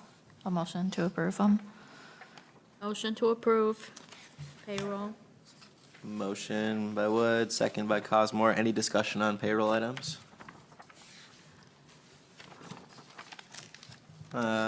Katie, can you please call roll? Mulnar. Yes. Schumate. Yes. Wood. Yes. Cox. Yes. Cosmore. Yes. McNabb. Yes. Back to you. Okay, so the final thing is, I talked with our IT department. We looked at a bunch of different options for laptops, and I laid out 2 different options. We did look at desktops as well, but we decided that laptops might be a better endeavor because we can rotate them out and keep the office updated with them. We looked into buying 3 new laptops for council and 1 for counter use. I have one that's completely dead, and we do need at least 1 new laptop up there. So the total cost for each one is $887.77 for a total cost to the city of $3,551.08. And the other option was to buy 4 new laptops for the office and repurpose the current office laptops for council use. And these were a little bit higher processing speeds, different things of that nature to make them just a heftier computer. It was kind of a mid-level option with what everything IT gave me to look at. And the cost per unit for those is $1,066.32 with an additional hardware cost of approximately $152 for a total of $4,869.28. Now, do we have a budget for that? No, we do not. So that would be something. That would be something, now the office ones, I would have to be replacing one of them next year, which would be mine, and the other 2 the following year. I mean, to me, that makes more sense to have the office have the new ones and the council get the old ones. It just makes sense, just makes sense to me. Yeah, that would be the option that I would be recommending. While it's not budgeted in this year, it was going to be budgeted in future years. So it would be kind of like ripping off the Band-Aid. So just to be clear then, so option 2 allows us to, we were planning on spending money. In the future. How to- much money on the future, sorry, just for clarity, like we were budgeted for it in the future? Yes, Okay. yes. Because we want to keep our computers, since we use them constantly for everyday use, we want to keep them upgraded. So council, thank you, Amy, for bringing this to us. Council, this was a part of the prior discussion that was raised around requests for the technology that you would need to effectively do your roles. And so she's presented you 2 options and some cost considerations. And I know Amy's spoken extensively with our IT department on that topic as well. Yeah, and the other thing is, like, the other problem, I hate to say this, is that a lot of things are not in stock. And that's a problem we were running into. So this was mainly us trying to look at things that were in stock that we could get. So, I'm happy to make the motion for option 2. So there's a motion for option 2. Is there a second? I'll second that. Councilman McNabb seconds. Any discussion, council, on this topic? Well, if this is going to the office for them to use it, I would probably maybe lean toward more for the, Pro. the Pro, because it's got an iCore i7, Intel Core i7, which is a higher processor. that's the one. But this is the more expensive one. But I said you're gonna have a higher processor, and you guys use a lot more programs. So, I mean, I think that's the one in option 2. That's the one she's got included in option 2, Councilman. option two's only got an i5. 300 and some more. Oh, no, it's this one. I think This is option 2. I'm looking at option That is 2, which is option 2. 1,066. They're just There- reversed ordered in our packets. Oh, okay. My packet's- I'm sorry. Got it. Okay. Okay. So is this, But- we agree on the same one? No, but we're aligned, so that, just to be clear, you're speaking the same language as far as the target you were proposing, Yeah, Council? the one that was 1,066, yeah. Yeah, Yeah, and- and I know that I was educated that our staff in the office uses these as their towers as well. So it's not just laptop usage, it is also their primary word processor.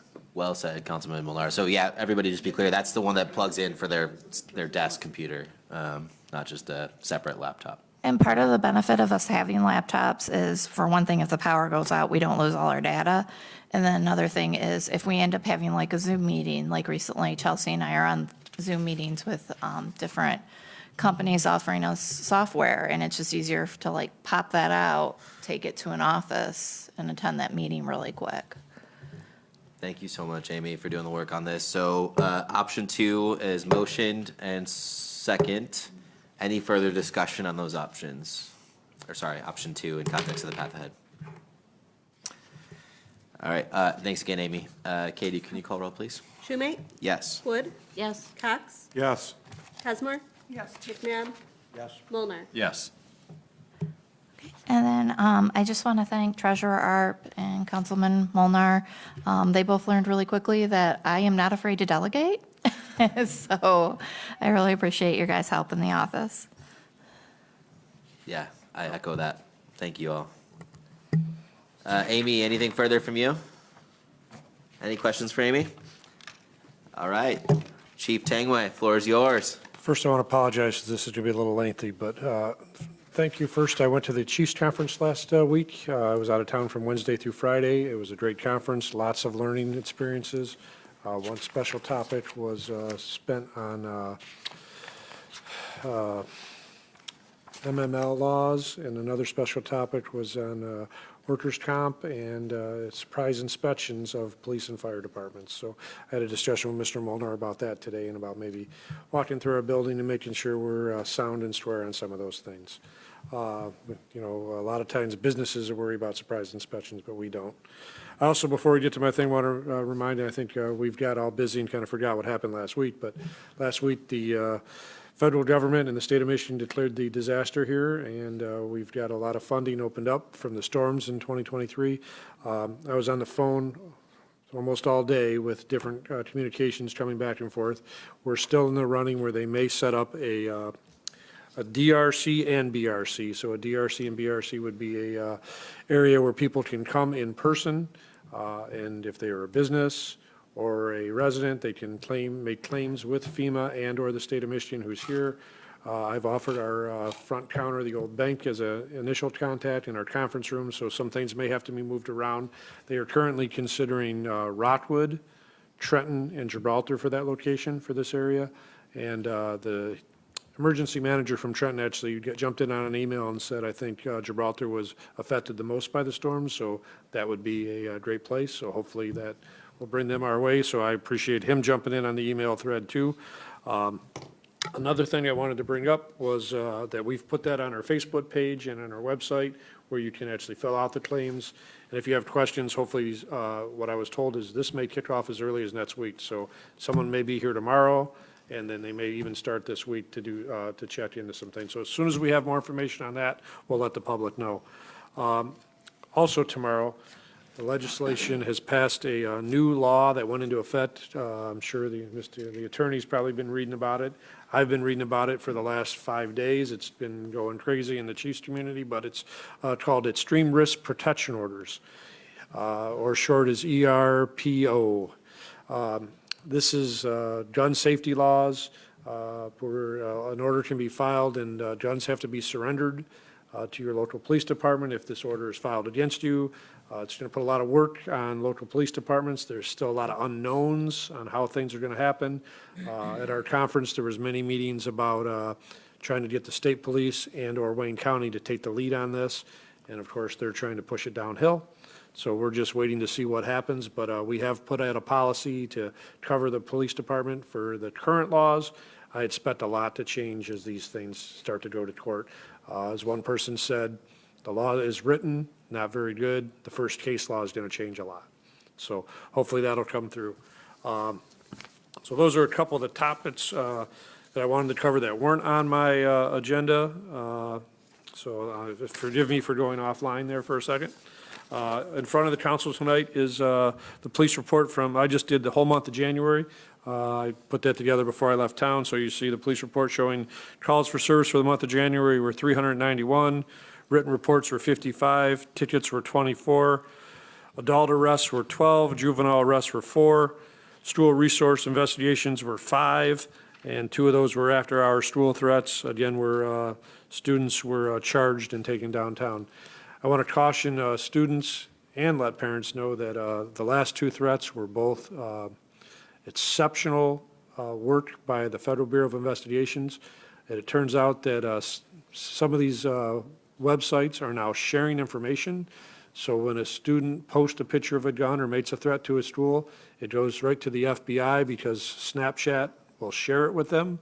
The FBI puts a report together through a company called eGuardian. They share it with the State MIOT Center, who shares it with us. The last 2 threats were both posted from the school within school hours, and subjects were in custody before school ended. So that's a great thing that's going on. Yes, it may be involving some privacy, but you're using their platform, and you sign a lot of waivers to use their platform, and we're going to think safety first on that. Some news in February for the police department. We had several birthdays and work anniversaries. So we had some birthdays for Officer Seifert, Dispatcher Anderson, Dispatcher Merker's birthday, Dispatcher Terry Leakey's birthday's coming up, and Dispatcher Shelty's birthday's coming up. Training is, we took the month of January, February, and March to really attack training, and in the report you can see many training hours that are involved. The overtime report is there for your review, and the court costs have not been received yet, and the records activity report is there for the month, along with the ordinance officer report. I have 2 action items tonight. One, I loaded your packet up, and I apologize. I'll keep it short. Let me just get over to that action item. Give me 1 second. Right on top. First action item, I have a correction on it. If you look under item I, you see I put a date of 12/5 of 2024. We're not there yet. That was 12/5 of 2023. The Michigan Municipal League will come down here yearly. That's our insurance company. And they recommended, and you can see what their recommendation was in the action item itself, that we have an employee assistance program, an EAP. They recommended it for police and fire. I don't believe that is in the best interest of the city to just do police and fire. I believe it's in the best interest of the city to include all employees. So that's how I attacked it. I went after, I interviewed and researched 4 or 5 different companies, sat through many Zooms. And in the end, I'm proposing we go with an EAP offered by a company named CARE of Southeast Michigan. They're the only nonprofit that was in the group. And their name really reflects how they came across in their presentation. Most of the bid differences, most of the EAPs offer limited visits, 4 or 5. The lady from CARE told me that they're going to have 6 in their packet. They had 5 in the original packet. She's upped it to 6 and said they have never really turned anybody away. If you continue to need help, they're going to keep working with you. So, you know, an EAP is designed for issues affecting mental and emotional well-being of employees such as alcohol abuse, stress, grief, family problems, psychological disorders. I'm sure we all know that in the law enforcement side, but even in the public side, there's a lot of that going on. And this will put a program in place for a minimal cost.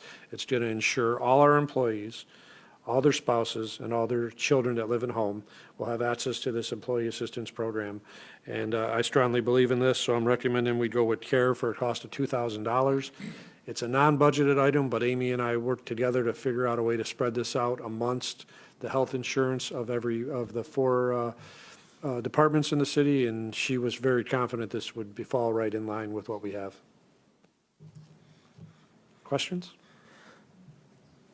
I think it's a good thing. Yeah, so Chief Tanway is looking for a motion from council. I'll make a motion to, Citrus Care. Yep. I'll second the motion. We have a motion and a second. Chief Tanway, just thank you for looking into this thoroughly. I know you put a lot of work into attending meetings, meeting with organizations, obviously for reflecting on the report. Strong believer in what you've put forth here, so thank you. Any other discussion for Chief Tanway or questions? Yeah, I appreciate that you got 4 quotes and put the homework into selecting the right one. I also know offline, we discussed how some of these components were included in healthcare benefits, but not every employee takes advantage of using those benefits. And we don't, as a city, we don't expend the costs of the insurance for people that don't take it. So those people will have benefit through this program, and I think it's a great thing. So, yeah, thanks for putting the effort into it. You're welcome. Just my only question was just on implementation considerations. We can save that for another topic, but The company will have a full rollout. They will come here and they will have trainings and how the employees can access it. They're 100% on board and they will have all kinds of information for us, probably at the next council meeting and if not before. that's music to hear, so thank you. Any further discussion items for Chief Tanway on that item number 1? Katie, can you call roll, please? Wood? Yes. Cox? Yes. Cosmore? Yes. McNabb? Yes. Molnar. Yes. Schumate? Yes. Thank you. You're welcome. I have one more action item, and that would be for training and education.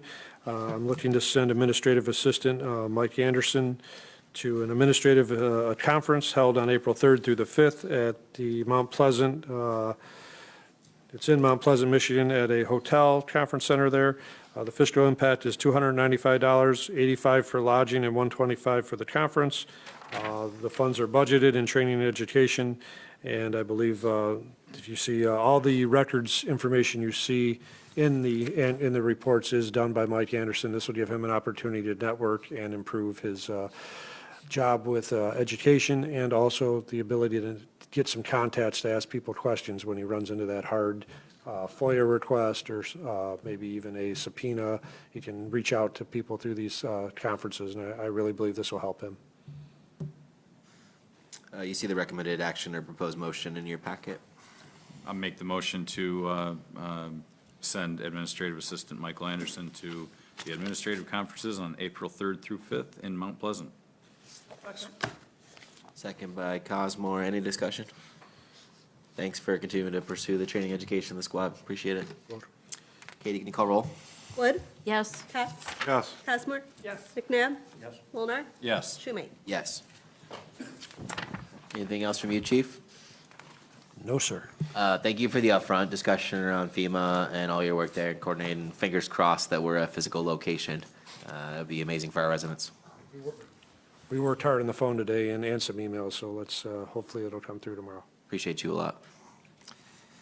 All right, next item on our agenda is going to be Chief Kane. Chief Kane, floor is yours. Good evening, Mayor and Council. I have a few things. I have some things for the DPW that's not in there. There's a DPW director meeting that I'm going to be going to tomorrow at 9 a.m. at the DCC.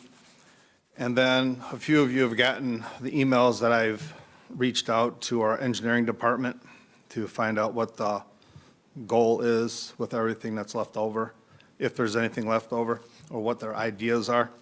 That meeting is at 11 tomorrow at their office. And then we'll figure that out. And I mentioned to the mayor the other day that I really wanted to look into the Great Lakes Water Authority's meters.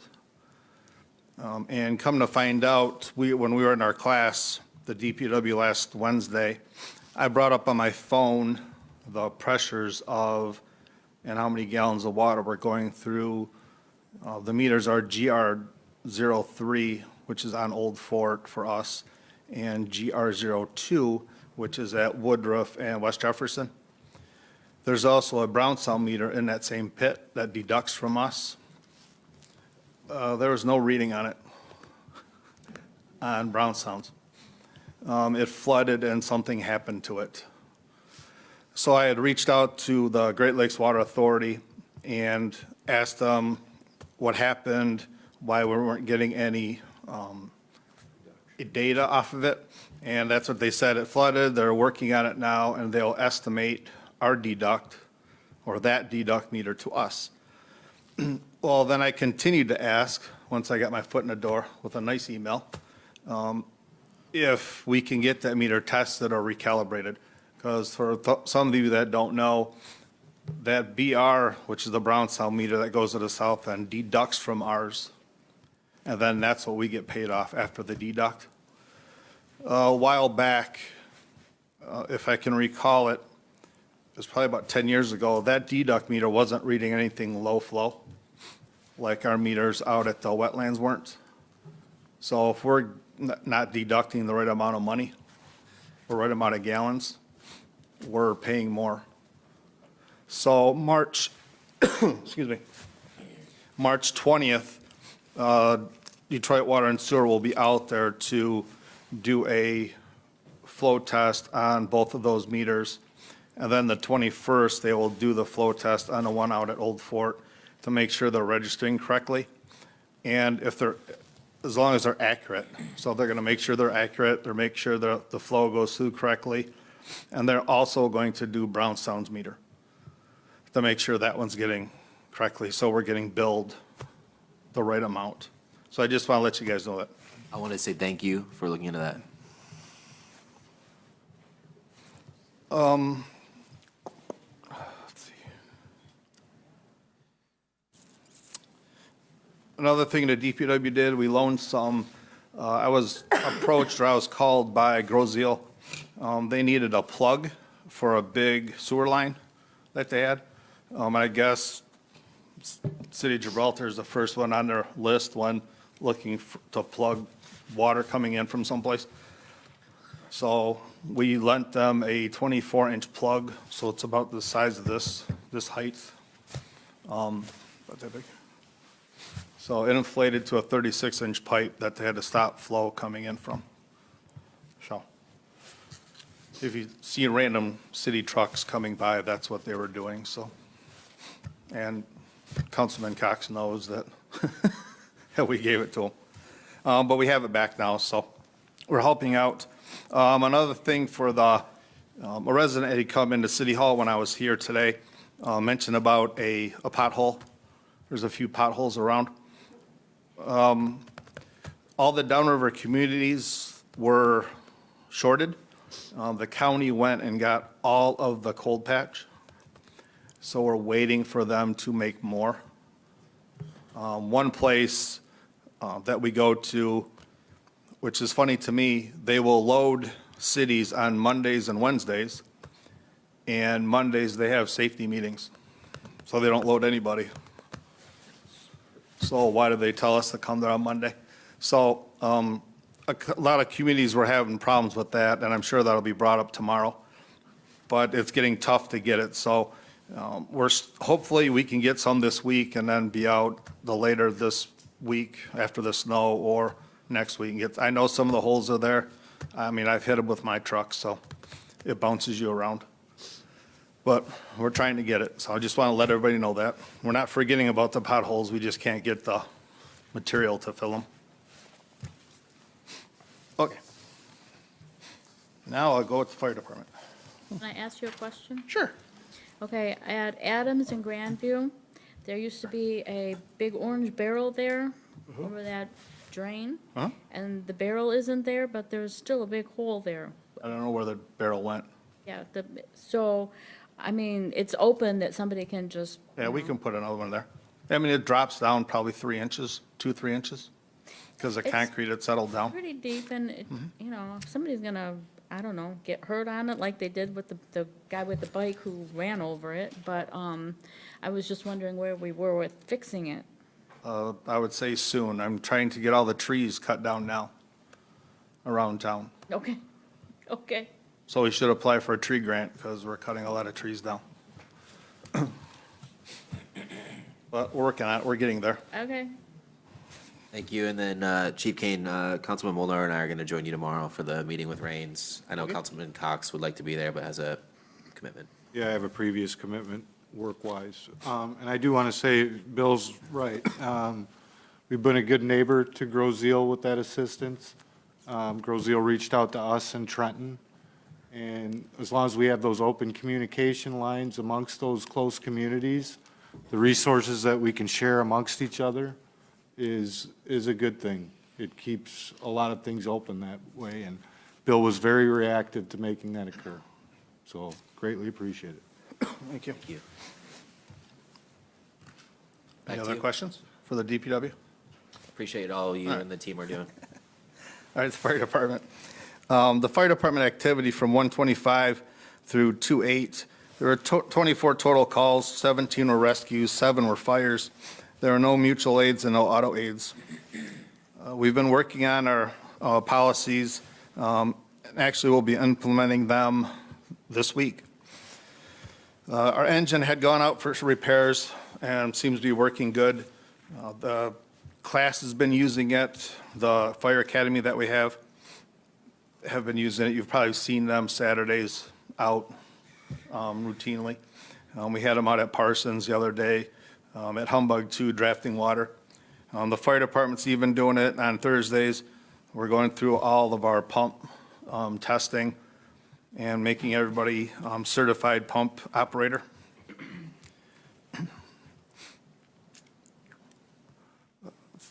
The ambulance license will be worked on, or still being worked on.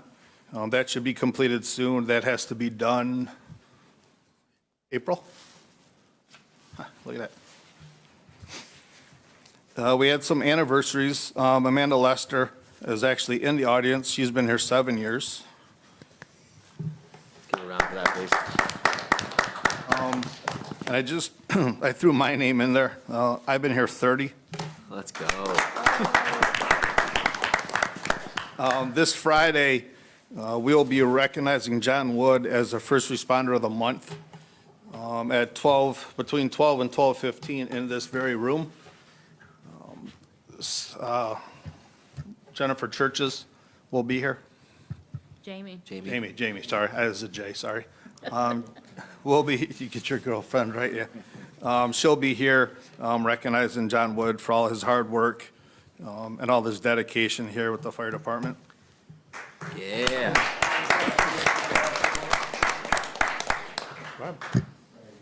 I spoke with John today. I just wanted to say and reiterate, we had 42 calls in the month of January, and he made 41. I mean, that's amazing to make that kind of calls and that kind of commitment, so the community should be proud to have someone like Mr. Wood doing that. Thank you. Well said. It's incredible. Means a lot to this community. Thank you. And lastly, I have another promotion to do. Sean LaFleur is in the back. If you see her standing or just sitting there, she probably won't stand up. Sean's been here a while. We both worked here for a few years.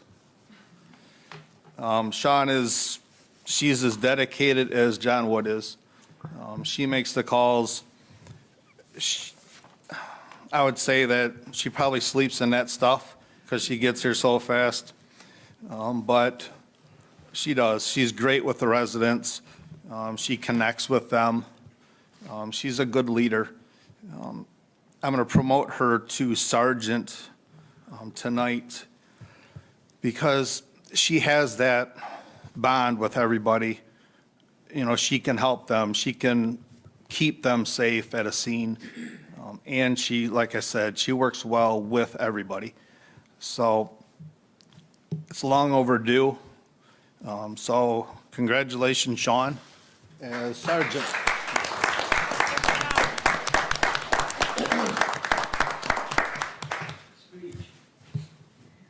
And that concludes my report. Congratulations, John. Thank you to the entire department. Chief Kane, thank you for the updates. Any questions for Chief Kane this evening? Great. Next on our list, we have Parks and Recreation Director Goris, who's unable to be here this evening, which moves us to unfinished business, which you see noted there is sewer lining project. Councilman Cox, anything you want to comment on that topic? And if not, we can. Understanding that you gentlemen are going to be meeting with Range tomorrow, an update from them would be requested. I know that the intent was to try to get the few items they had wrapped up by the end of this month, being February, and I'd like to make sure we're still on pace for that. Thank you. Bill, anything to add to that topic? Yes. Some of you probably noticed that they did down Gibraltar Road about 2 weeks ago. They did the lining down Gibraltar Road from the west driveway of Gibraltar Manor to the west of the next manhole to Trent Chateau. And they also did the one on Parsons Field. The meeting that we're going to is going to bring up a bunch of questions for me because the sewer lining's done. There's a ripple, just a small ripple in it. I think it should be fixed, not let go.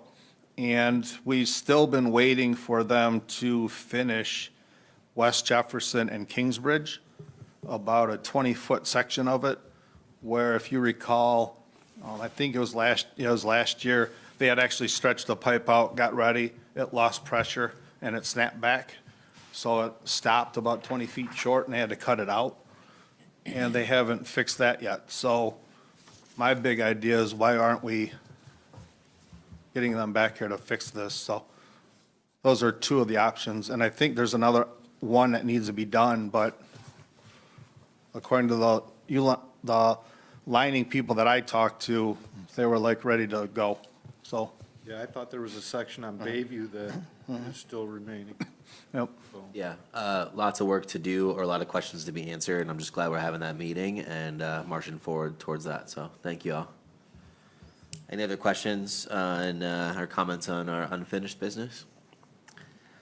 Any new business to raise this evening? We don't have any tabled or referred items, so we're going to open up to public comment, and then council will be entering the closed session this evening. Public, please approach the podium, state your name and address, and we'd love to hear from you. My name's Dennis Bosmer, 29775 Point Drive. Start with something I think is pretty good news for the community. Our Congresswoman Debbie Dingell is meeting at the Westfield Center February 21st, Wednesday, from 6 to 8. She has EPA representatives. She has other organizations. I'm reading off a flyer, I wrote it down. Other organizations and stakeholders to discuss Arkema, I'm not sure what that is, or I pronounced it correctly, PFAS, which we deal with in our community, downriver Superfund sites, which we also have, and other downriver environmental issues. The coal plant, the Trenton Channel stacks will be demolished on the 1st of March, so everybody lives in the community. You might hear an implosion, so we're pretty close to it. That's coming up. The rest of the demolition happens in May. I think it's May 17th, if I remember correctly. So I just want to make a public acknowledgement that that's going on. And she's very personable. She'll talk to you one-on-one. She prefers to be called Debbie. Don't call her Mrs. Dingell, is what she tells me at least. She's good representation in DC as far as I'm concerned, and for our area. I had a question for the council, the mayor, maybe the attorney, I'm not sure. You hear things. So I heard we as a city, bought property on Stowfoot and South Gibraltar Road, a couple parcels of land. I understand we paid $40,000 for it. I understand there was a mayor's golfing with a Rotary Club funding, and so they want to put a green space there. Is that something that the city is still considering in the master plan, or is that something we can review and possibly sell the property to somebody who wants to invest in our community, maybe build some homes there? That was something I wanted to address publicly and let that out there. I mean, I'm hearing hearsay almost, so I don't know all the facts. I'm just So, yeah. First off, thank you for the opening comments around the event, even on the 21st. I know that event was rescheduled, but Katie, we can probably I'll make sure we have the flyer that was previously shared with the community, and we'll post that event, the February 21st event you're mentioning, so thank you. On the demolition side, thank you as well. I know they put out some information publicly for the March 1st. I believe it's 7 a.m. is the current target. I know that's all in the planning phase, but thank you. And our commitment to you is we'll make sure to share any information we have available as we get more information leading up to that date. As far as the land purchase goes, this is something that did take place under the prior administration. I know there's extensive discussions publicly on it. I personally commented from that podium on that topic. I don't want to put Amy on the spot other than to say, Amy, do we recall, or could you speak to the financial figure of that purchase? Because I know that was a part of the comment you made. And then we can talk about the rest of what you've shared. So thank you for bringing it up. Didn't have my mic on. So it looks like the original purchase with the 2% interest that they added on to pay back was $53,809.07. And we received $13,733.40 and $9,045.87 from the golf outing. So let me just see what that takes us down to. Sorry, I'm not very good with math in my head on the spot.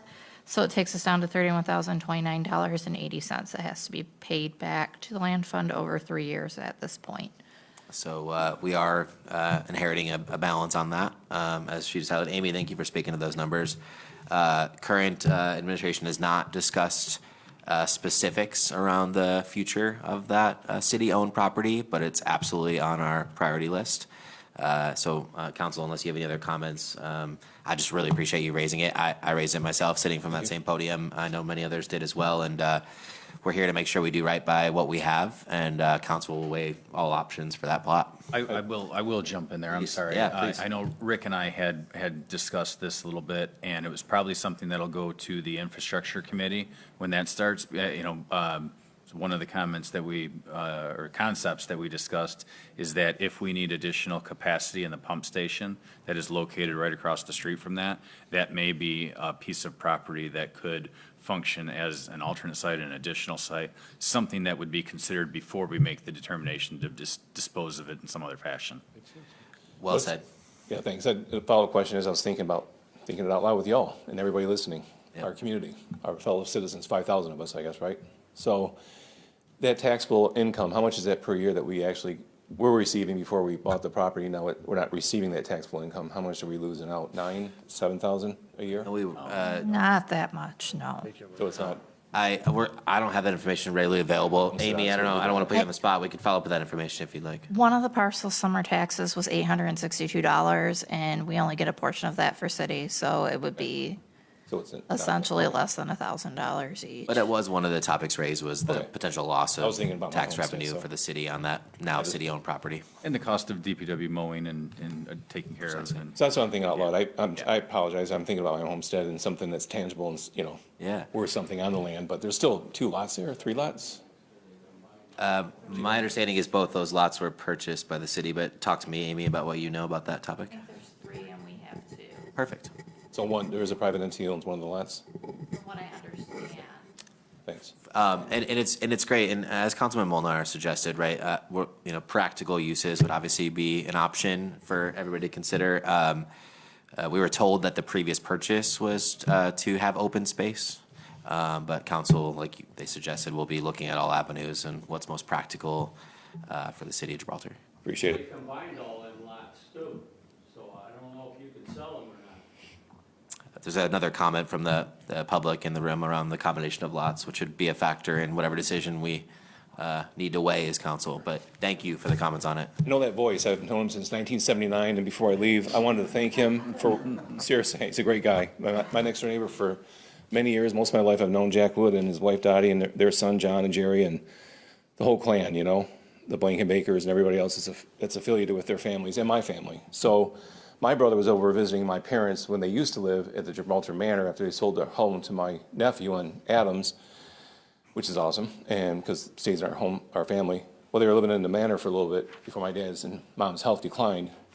And my brother was over visiting, I'm not sure exactly what, it doesn't matter, so it's not for public consumption. Something happened to my brother, he had some kind of incident, and my mom and dad thought he was done, you know? And Jack was one of the guys that responded and took care of my brother that day, so I wanted to publicly thank him. I'll try to be here on Friday to honor him with our representatives, so anyway, that's why I want to say publicly, thank you.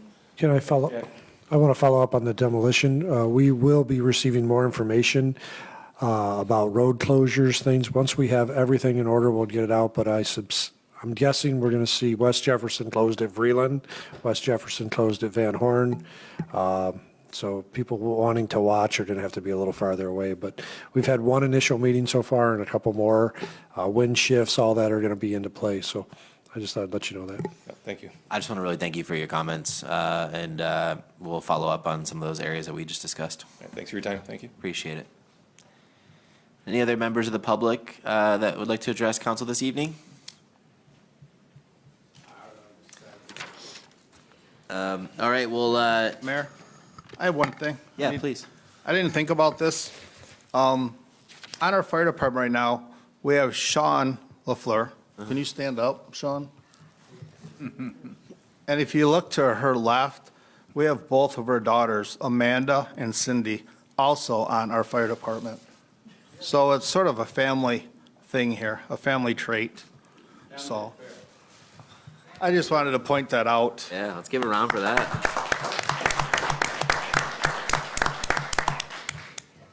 Thank you, Chief Kane. Public, any other comments for us this evening?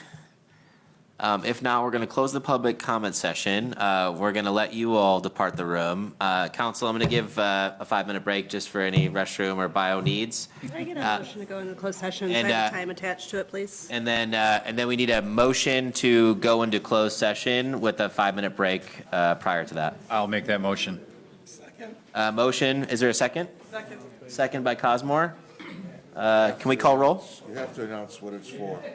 I'll make a motion for a closed session to discuss the personnel evaluation, and judging by the communication with Vincent, he was in congruence with that.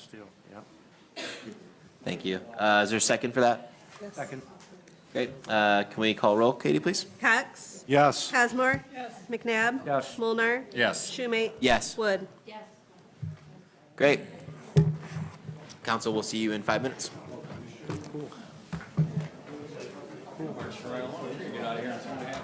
You know what? Turn your mics off, please. It'd be a